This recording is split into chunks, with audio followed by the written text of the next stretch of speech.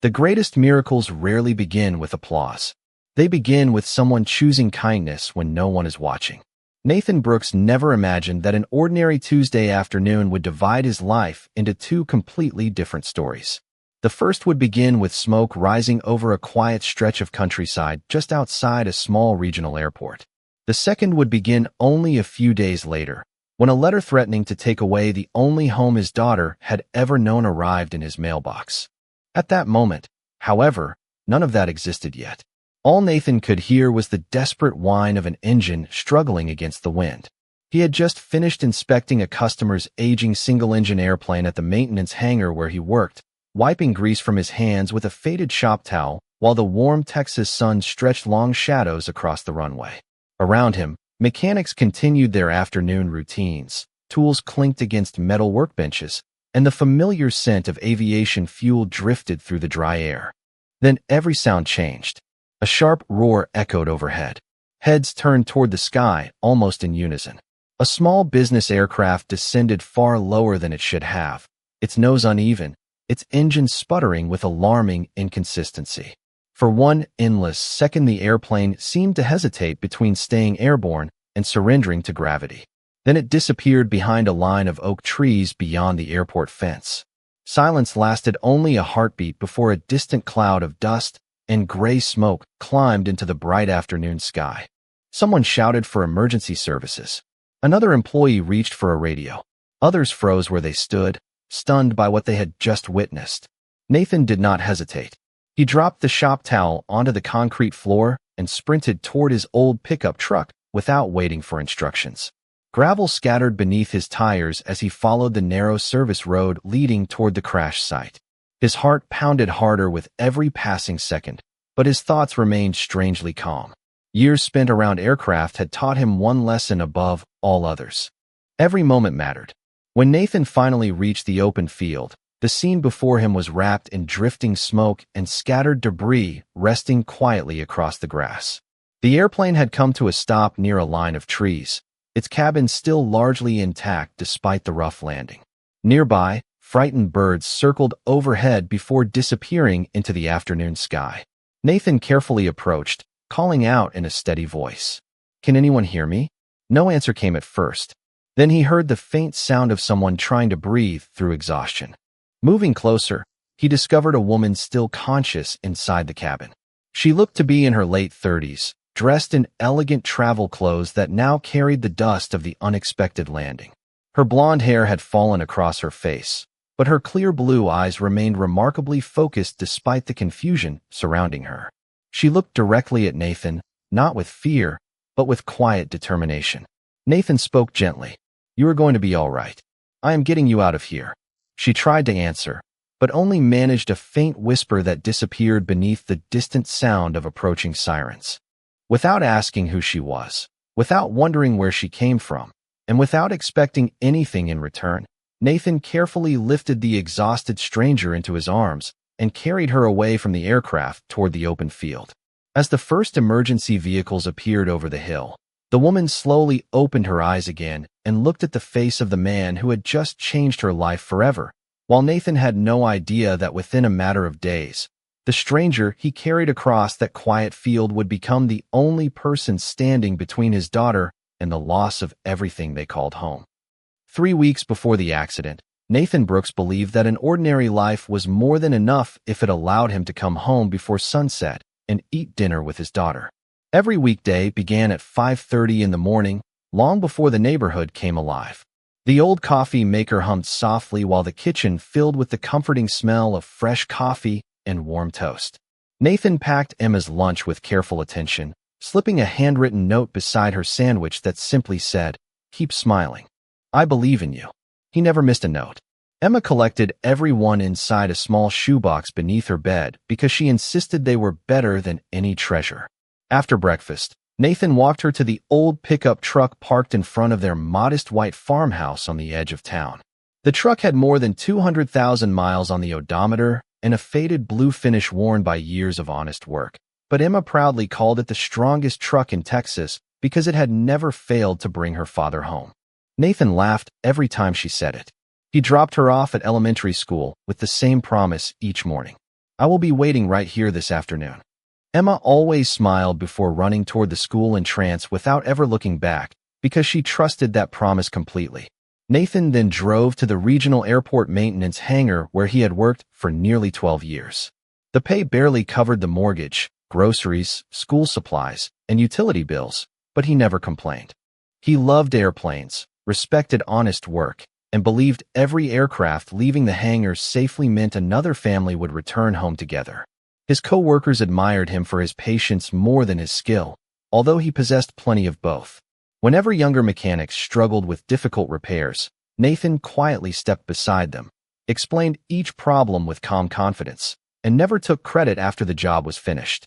His supervisor often encouraged him to apply for management positions at larger airports in Dallas or Houston where the salary could have doubled overnight.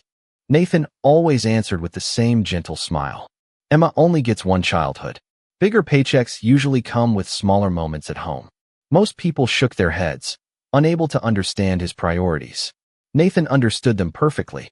Every evening after work, father and daughter followed simple routines that never felt ordinary to either of them.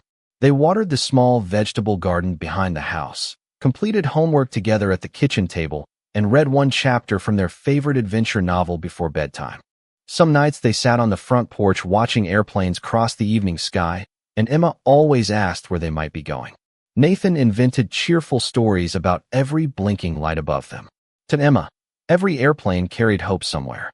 To Nathan, every safe landing was another reminder that life could change without warning. He had learned that lesson years earlier when he lost his wife to a sudden illness, leaving him to raise Emma alone. Since then, he measured success differently from everyone else. Success was hearing Emma laugh from the next room. Success was paying another mortgage installment on time. Success was keeping promises that no one else noticed. As another peaceful week quietly unfolded beneath clear Texas skies, Nathan had no reason to believe that one unexpected flight, one stranger, and one single decision made entirely out of kindness would soon test every value he had built his life upon. On the same morning Nathan packed Emma's lunch and drove her to school, another journey had quietly begun hundreds of miles away. Claire Whitmore sat alone beside the window of a small private aircraft preparing for what everyone around her believed was an ordinary business trip. To the outside world, she was one of the most respected investment executives in America, the quiet owner of Whitmore Capital, a financial company whose decisions shaped banks, manufacturers, and technology firms across the country. Newspapers often described her as brilliant. Television interviews praised her discipline. Very few people understood that Claire spent as much time visiting struggling communities as she did boardrooms filled with polished marble and expensive suits. She believed numbers only told half the story. The other half lived inside ordinary people. That was why she had declined traveling with assistants or security that morning. She wanted to see a small Texas town for herself before approving a major investment involving several regional banks. She preferred conversations inside local diners over presentations inside conference rooms. She trusted kindness more than spreadsheets. Her pilot smiled as the airplane climbed above the clouds. "Weather looks beautiful all the way," he said confidently. Claire returned a polite smile before opening a worn leather notebook filled with handwritten observations instead of financial projections.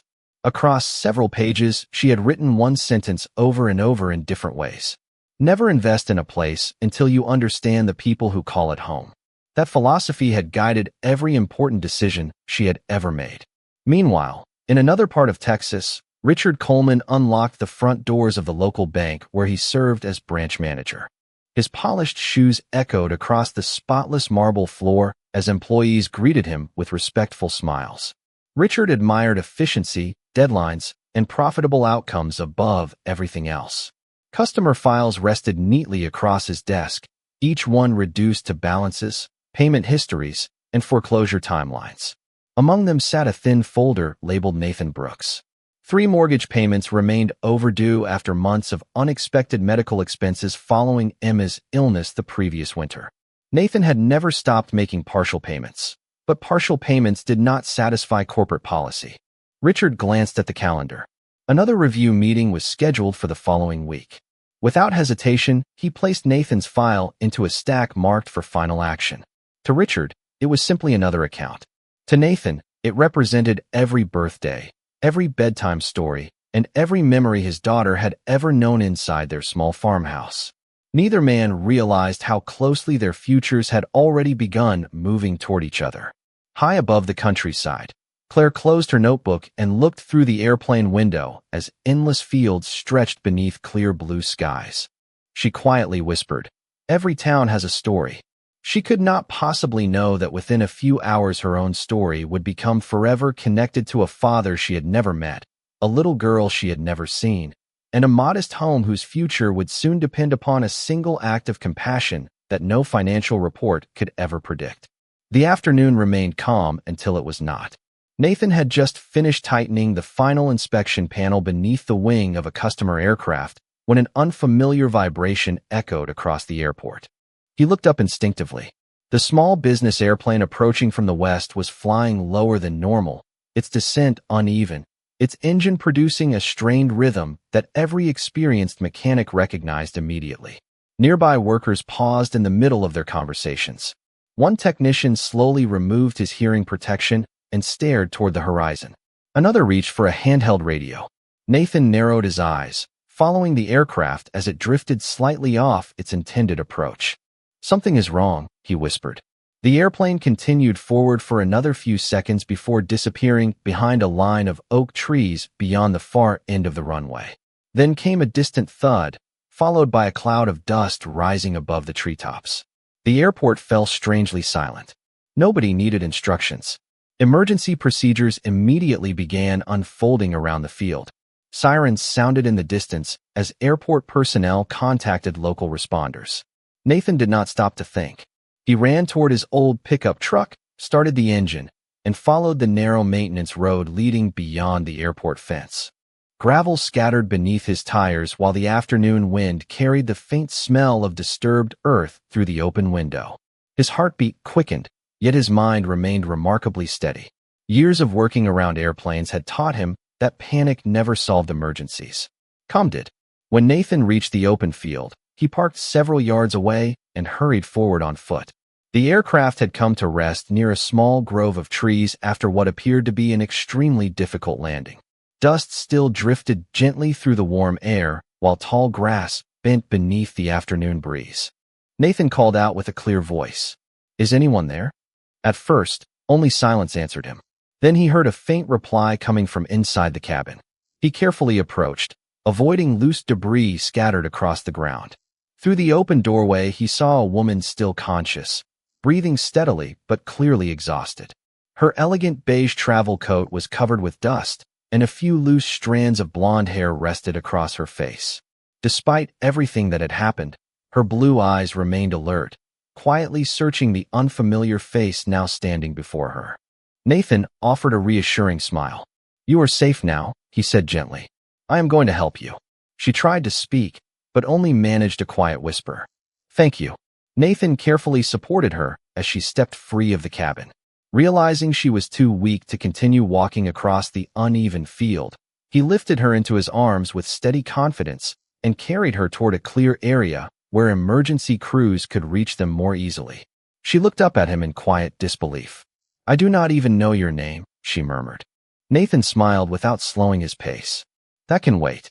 In the distance, flashing emergency lights became visible as rescue vehicles crossed the airport access road.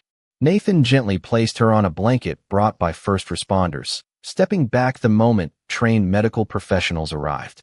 One paramedic asked him to remain for questions, but Nathan simply confirmed that the passenger had been conscious when he reached her and quietly slipped away before television crews or reporters appeared.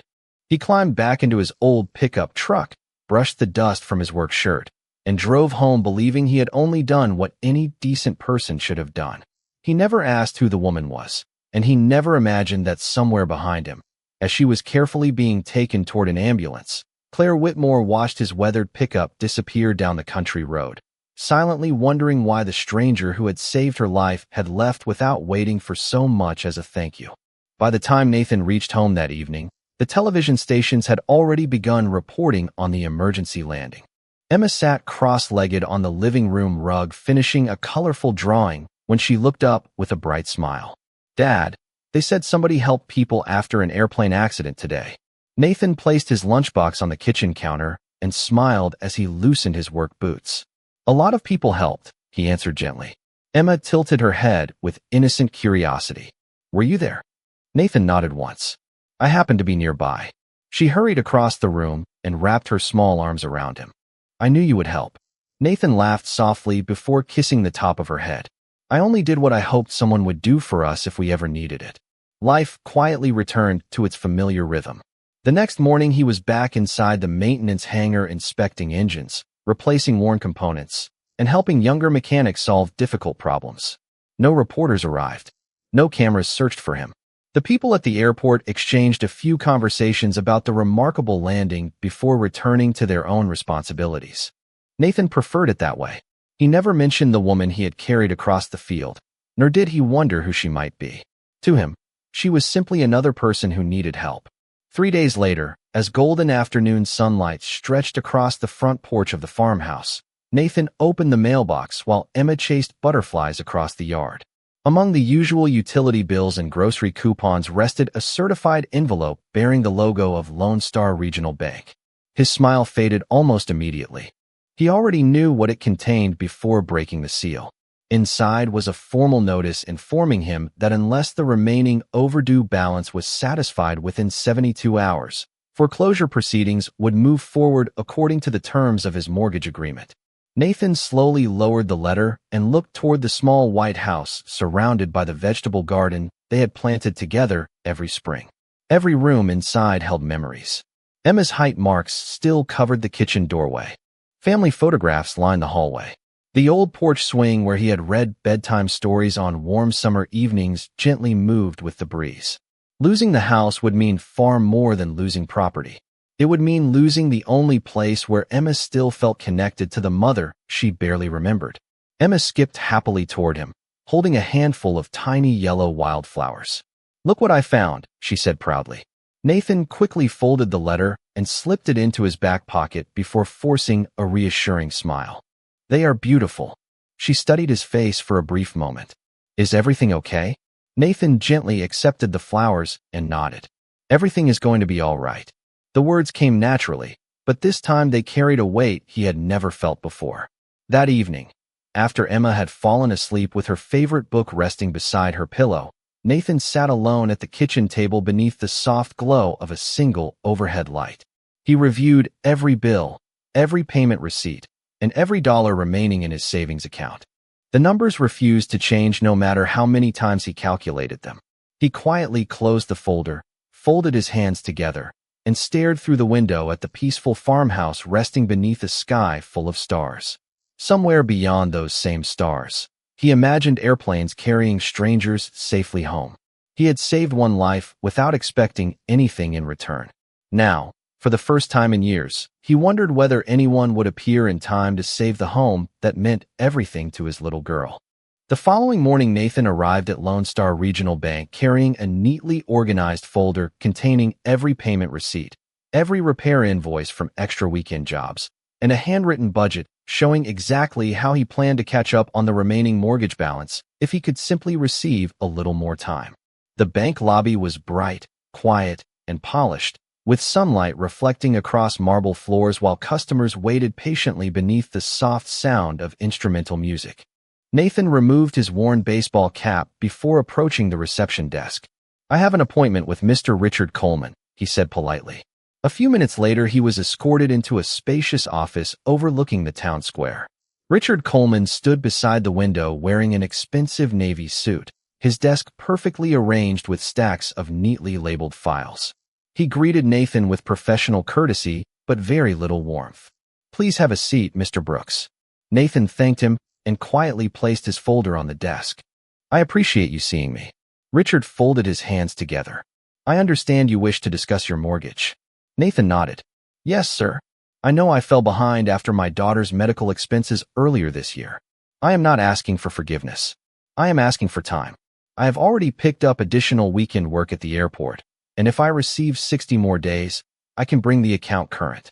Richard carefully reviewed the documents without changing his expression. Every payment Nathan described had been recorded exactly as promised. Every dollar he had earned had gone towards supporting his daughter and protecting their home. There were no unnecessary purchases, no extravagant expenses, only the ordinary costs of raising a child alone. Richard slowly closed the folder. "Your effort is not in question," he said calmly. "Unfortunately, corporate policy requires us to proceed once an account reaches this stage." Nathan remained composed. "Is there any exception process?" Richard shook his head. "Not one that I can authorize." Nathan lowered his eyes for a brief moment before looking back up with quiet dignity. "Then I suppose I have asked everything I can ask." Richard gave a small, almost sympathetic nod. "I am sorry." Nathan stood, thanked him sincerely for his time, gathered the folder, and walked toward the door without raising his voice or expressing anger. As he reached the hallway, he noticed a little girl sitting beside her mother in the waiting area, coloring a picture of a small white house beneath a bright yellow sun. For just an instant, he imagined Emma sitting in the same chair. The thought settled heavily in his heart, but he continued walking with steady steps. That afternoon, Emma met him at the front porch carrying a watering can for the tomato plants. She smiled the moment she saw his truck. "Did everything go okay today?" she asked hopefully. Nathan placed a gentle hand on her shoulder and smiled with the quiet courage she had always admired. "Not exactly," he admitted softly. "But we still have today, and today is worth being thankful for." Emma accepted the answer without another question because she trusted her father more than she feared uncertainty. Hundreds of miles away, inside a private recovery suite overlooking the Dallas skyline, Claire Whitmore finished reading the official report describing the emergency landing. At the very end of the document, one short sentence caught her attention. "Passengers safely assisted by unidentified civilian employed at the regional airport maintenance facility." Claire looked out the window for a long moment before quietly closing the file. Then she turned toward her assistant and spoke only 3 simple words. "Find that man."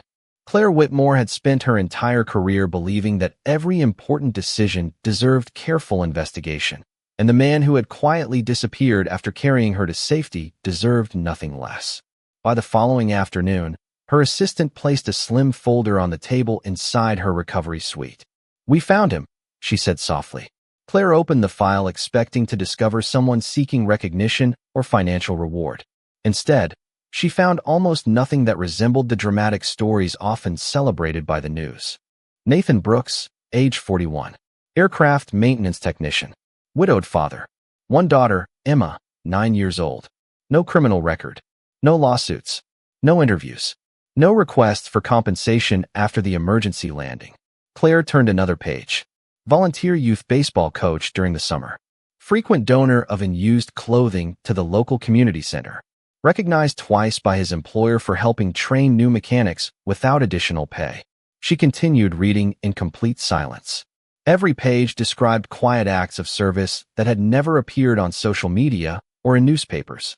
Finally, one financial summary caught her attention. Mortgage account in serious default following months of medical expenses related to his daughter's illness. Foreclosure review scheduled within days. Claire slowly closed the folder and stared through the large hospital window overlooking downtown Dallas. "He carried a stranger without asking her name," she whispered. "Now he is about to lose his home without anyone asking his story." Her assistant nodded gently. "Would you like me to arrange a charitable payment?" Claire looked back almost immediately. "No." The answer came calmly but firmly. "He does not need charity. He deserves fairness." She requested every available document connected to Lone Star Regional Bank. Within hours, another report arrived describing the institution's ownership, financial performance, and recent lending practices. Claire quietly reviewed each page, paying particular attention to foreclosure procedures involving working families. Several policies troubled her, especially the rigid refusal to consider temporary hardship despite consistent payment histories. She leaned back thoughtfully. "How much of the bank is publicly available?" she asked. Her chief financial officer, who had joined the meeting remotely, answered after reviewing current market data. "Enough to establish controlling ownership if we move quickly. The parent company has been seeking outside investment for months." Claire smiled for the first time since the accident. "Then prepare an offer." Hundreds of miles away, Nathan finished another long shift replacing hydraulic components inside a maintenance hangar while unaware that his name had become the center of a boardroom discussion among executives who managed billions of dollars. He returned home just before sunset to find Emma sitting on the front porch with her school notebook balanced across her knees. "Dad," she called happily. "My teacher asked us to write about our hero today." Nathan smiled as he climbed the porch steps. "Who did you choose?" Emma grinned. "You, of course." Nathan laughed quietly. "I think your teacher expected someone much more interesting." Emma shook her head with complete confidence. "No one is more interesting than the dad who fixes airplanes and still makes pancakes every Saturday." Nathan hugged her tightly, grateful for a moment that made every difficult day worthwhile. As evening settled across the little farmhouse, he had no idea that far away.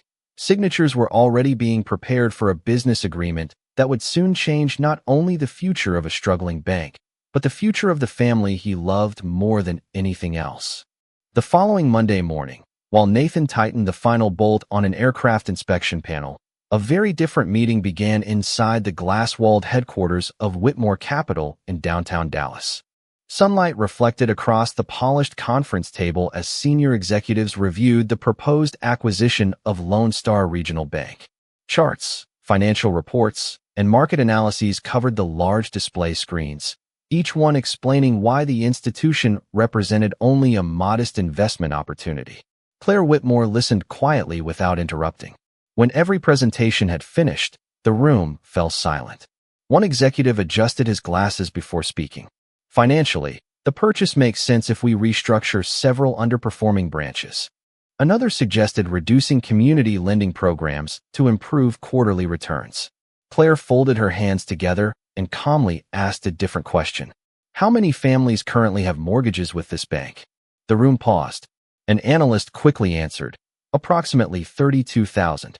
Claire nodded thoughtfully. "Then we are not discussing buildings. We are discussing 32,000 homes." No one responded immediately. They had expected questions about revenue, not responsibility. Claire continued in the same measured voice. "Prepare an acquisition offer for controlling ownership. Effective immediately. I also want a complete review of every foreclosure currently scheduled for owner-occupied homes." One executive hesitated. "That could delay projected earnings." Claire looked toward him with quiet confidence. "Strong companies survive because they earn trust before profit." The discussion ended. Within hours, attorneys began drafting contracts while investment teams quietly negotiated with the parent company that owned Lone Star Regional Bank. None of those conversations appeared on the evening news. No headlines announced the negotiations. Everything unfolded behind conference room doors with careful professionalism. Meanwhile, Nathan spent his lunch break sitting alone beneath the shade of an old oak tree near the maintenance hangar. He unfolded the foreclosure notice once again, reading every line as though the words might somehow change. His supervisor, Mike Reynolds, noticed the familiar envelope and quietly walked over carrying 2 cups of coffee. "Any better news?" Mike asked gently. Nathan smiled politely before shaking his head. "Not yet." Mike sat beside him. "You know, if you ever wanted that management position in Dallas, I could probably still make a few calls." Nathan stared toward the runway where a training aircraft lifted gracefully into the blue Texas sky. It would mean leaving Emma before sunrise every morning and getting home after dinner most nights. Mike nodded slowly. "Probably." Nathan folded the letter and slipped it back into the envelope. "Then it would cost more than it pays." Mike smiled with quiet admiration. "You always measure things differently." Nathan laughed softly.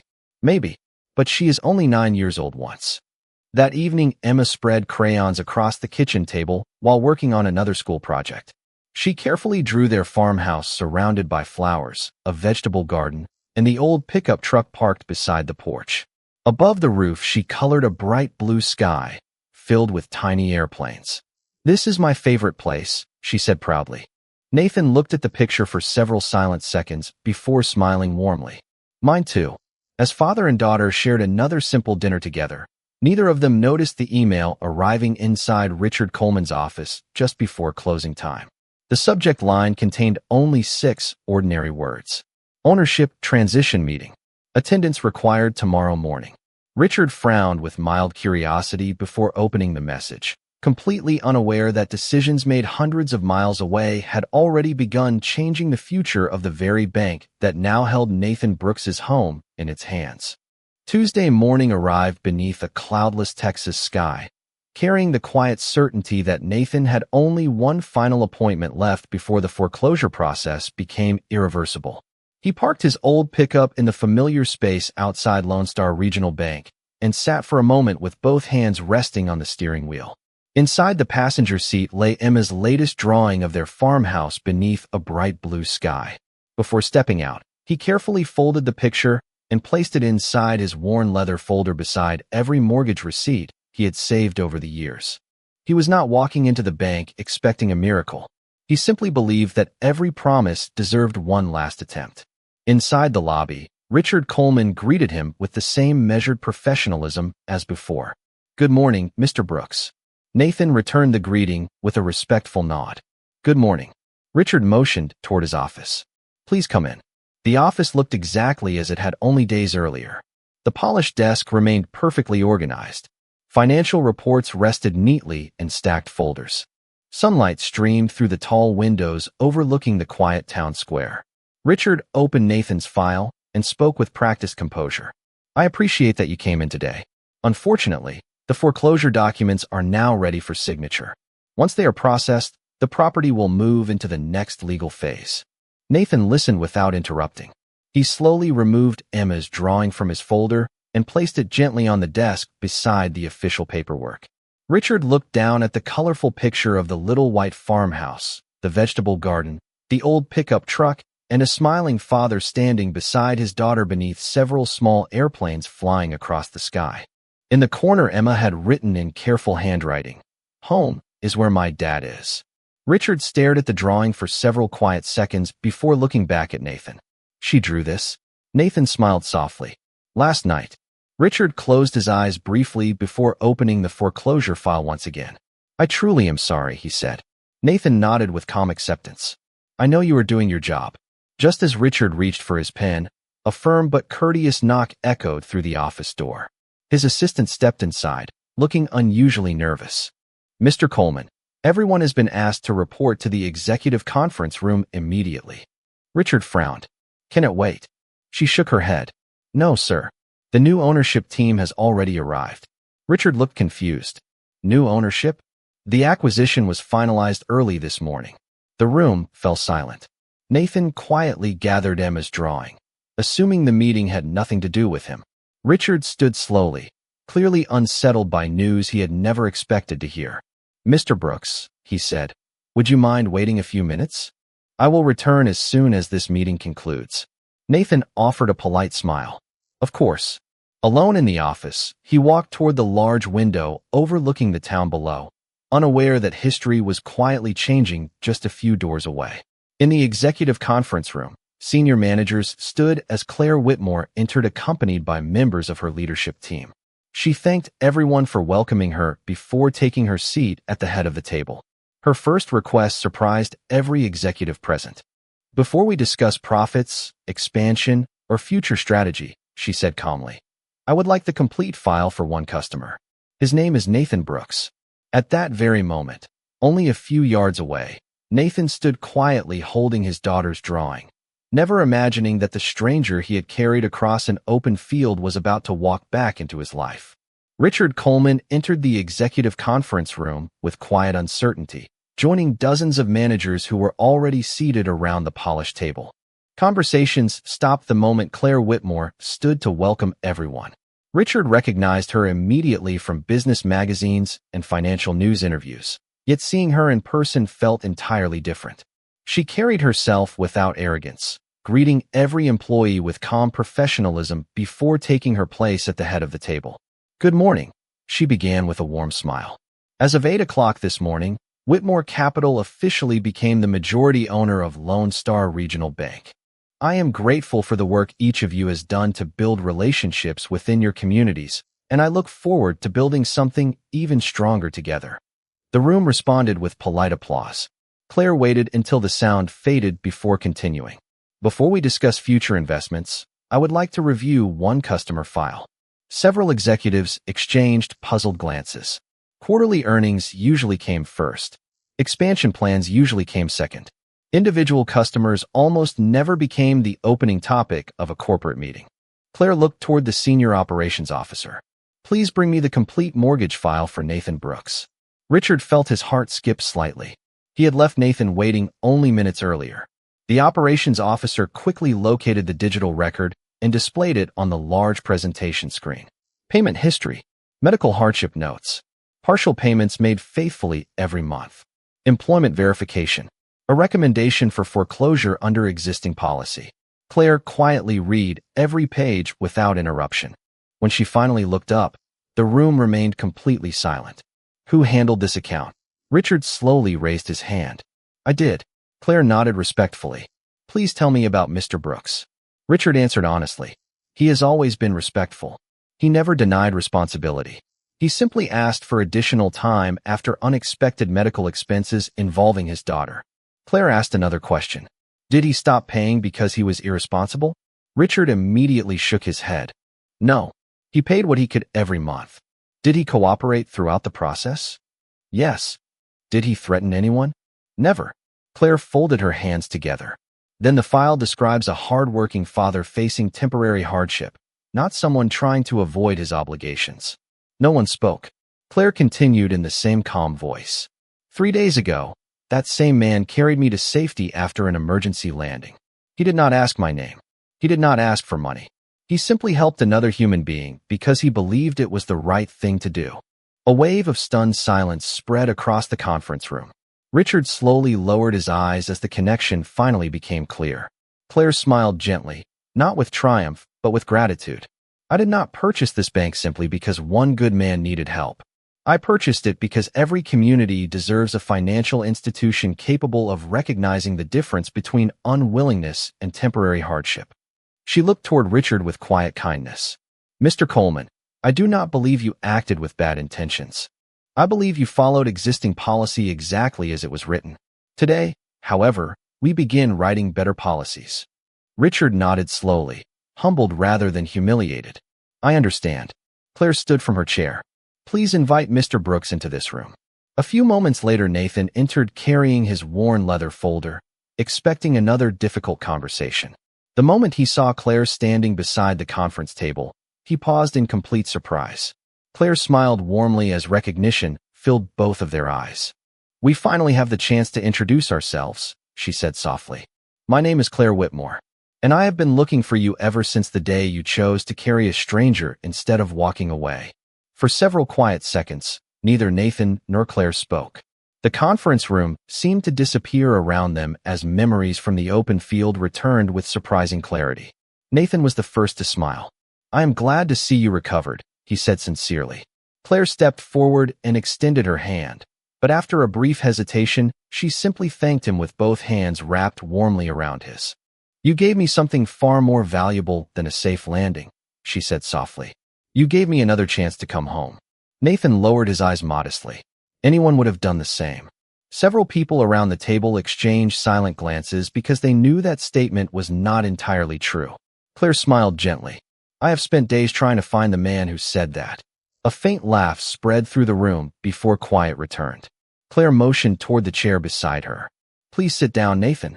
He carefully placed his worn leather folder on the polished table, but remained visibly uncomfortable, surrounded by executives in tailored business suits. Claire noticed immediately. You do not need to feel out of place here, she said kindly.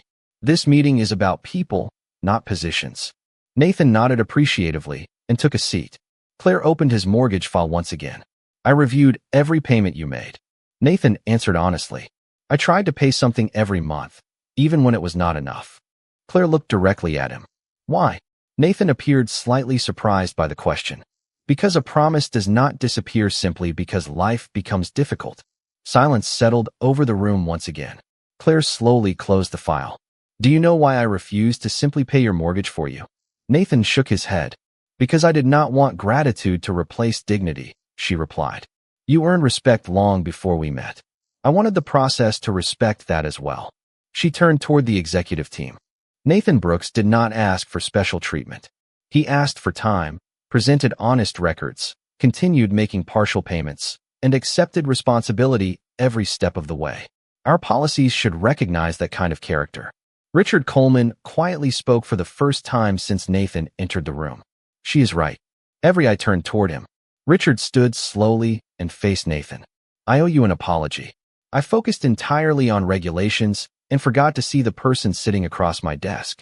Looking back, I realize you were never asking to escape your responsibilities. You were trying to protect your daughter while honoring them. Nathan offered a warm smile without hesitation. Thank you. I know you were doing the job you believed was right. Richard looked genuinely humbled. I intend to do it better from now on. Claire nodded with quiet satisfaction before addressing the entire room. Effective today, every foreclosure involving documented temporary hardship will receive an independent review before any final action is taken. Financial strength should never come at the cost of forgetting our humanity. No one objected. Instead, heads nodded one after another around the conference table. Nathan sat quietly, saying very little, yet somehow becoming the center of the most important business decision many of them had witnessed in years. As the meeting drew to a close, Claire looked back toward him with sincere gratitude. You thought carrying me across that field was the end of our story, she said softly. Nathan smiled. I never expected there to be another chapter. Claire's eyes reflected quiet hope. Sometimes kindness writes chapters that neither of us could ever imagine until the pages begin turning on their own. Nathan left the bank that afternoon carrying the same worn leather folder he had brought with him, yet somehow it felt much lighter in his hands. Nothing extraordinary had been handed to him. No debt had magically disappeared. No special favor had erased his responsibilities. Instead, Claire had instructed the bank's review committee to examine his mortgage exactly as it should have been examined from the beginning, with the complete record of his payment history, documented hardship, stable employment, and consistent effort placed before them. 2 days later, Nathan returned for the formal review. This time the atmosphere inside the bank felt noticeably different. Richard Coleman greeted him with genuine warmth instead of professional distance. Good morning, Nathan, he said sincerely. Everything is ready. Nathan smiled politely. Thank you. They sat together in the same office where only a week earlier hope had seemed impossible. Richard opened a newly prepared file containing revised recommendations approved by the independent review committee. Based on your payment history, your continued employment, your documented medical hardship, and your willingness to meet every obligation, the committee unanimously approved a mortgage restructuring. Nathan listened quietly while Richard continued. The overdue balance will be incorporated into a revised payment schedule with a temporary reduction for 6 months, allowing you time to recover financially without losing your home. Nathan remained silent for several seconds before asking one simple question. I still pay everything I owe. Richard smiled. Every dollar. Just fairly. Nathan slowly nodded, relief filling his eyes without ever becoming celebration. That is all I ever wanted. Richard handed him the documents. Then welcome home. Nathan carefully signed each page, not as someone escaping responsibility, but as someone finally receiving the opportunity he had worked so hard to earn. That evening he drove toward the little farmhouse beneath a sky painted with soft shades of orange and gold. Emma spotted the old pickup before it even reached the driveway and ran across the yard with her usual excitement. Dad, she shouted happily. Nathan stepped out of the truck carrying his folder. Emma immediately noticed the peaceful smile on his face. Something good happened, she guessed. Nathan knelt beside her.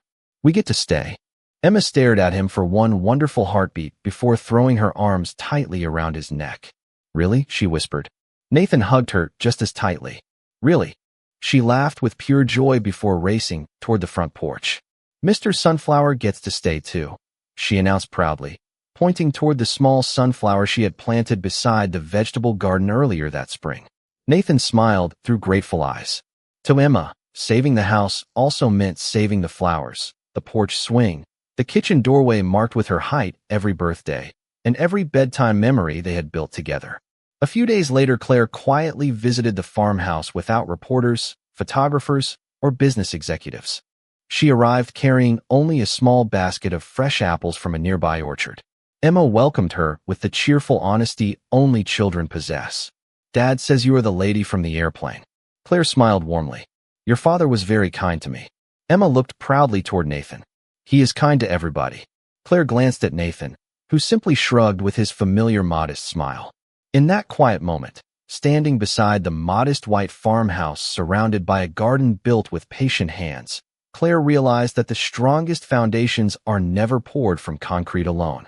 They are built from promises kept, responsibilities honored, and ordinary acts of kindness that quietly become extraordinary when life tests them the most. Winter arrived gently across the little Texas town, but inside Nathan Brooks's farmhouse the seasons no longer felt uncertain. The old porch swing still creaked softly in the evening breeze. Emma's laughter still drifted through the kitchen, while the smell of homemade pancakes filled every Saturday morning. The vegetable garden rested beneath the cool sky, waiting patiently for spring, and the small sunflower Emma had worried about had scattered seeds that promised new life when warmer days returned. Some things had changed, however. Lone Star Regional Bank quietly introduced new community hardship review policies inspired by the lessons learned from one ordinary family. Richard Coleman became one of their strongest supporters, often reminding younger employees that every file resting on a desk represented someone's home, someone's memories, and someone's future rather than a collection of numbers. Claire Whitmore continued visiting small towns without media announcements or public attention. She still believed the most important investments were found by listening before speaking.